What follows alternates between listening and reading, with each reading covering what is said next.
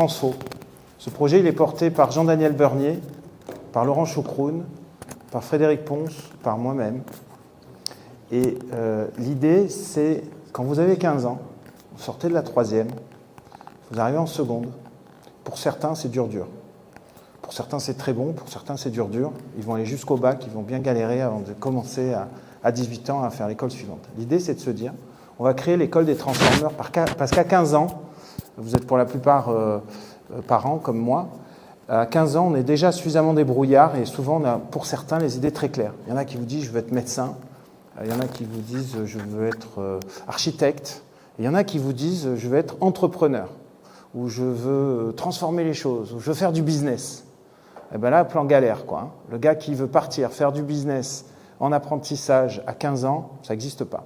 Et nous, on s'est dit, et nous qui étions plutôt des élèves passables, qui finalement, 20 ans plus tard, bon, je ne dis pas ça parce que je sais que tu étais là, on a passé le bac ensemble, mais quand même, j'aime bien dire que j'étais pas si bon, même si je me suis bien débrouillé après. Toi aussi. Nous étions quand même pas des élèves passionnés. On s'est dit, et si finalement, dès la seconde, on nous avait proposé l'école des entrepreneurs, où on aurait fait de l'apprentissage, on aurait fait du business, on aurait porté des projets, on nous aurait déjà parlé de marketing, etc., etc. On aurait eu bien évidemment le bac, parce que pour maman, c'est fondamental, d'accord? Pour maman et papa, il faut avoir l'équivalent bac.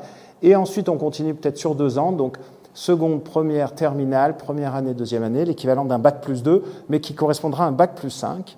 On prend des jeunes sortis de 3e et on les accompagne en fait pour qu'ils deviennent des managers, des entrepreneurs. On commence par des promos assez petites, peut-être 20, et puis 50, peut-être 100. Évidemment, ça va se passer à Marseille. Et on va les sélectionner sur leurs skills, sur leurs compétences. On va voir ceux qui sont les plus débrouillards.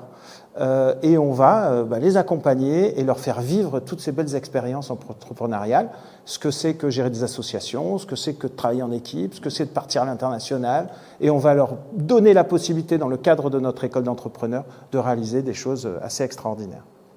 Alors évidemment, je porte un peu ce projet parce qu'au fond de mon cœur, c'est l'école que j'aurais rêvé de faire. Faut être très clair. Laurent, c'est la même histoire. Jean-Daniel, c'est la même histoire, etc.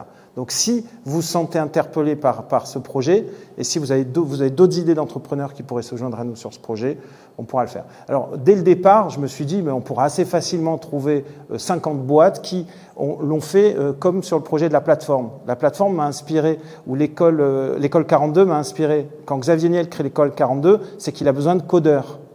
Quand la plateforme naît de Antoine Metzger, NGE, dont j'étais le premier à mettre de l'argent aussi, on était une vingtaine de boîtes issues du top 20 à mettre de l'argent dans l'école, c'était parce qu'il avait besoin d'ingénieurs.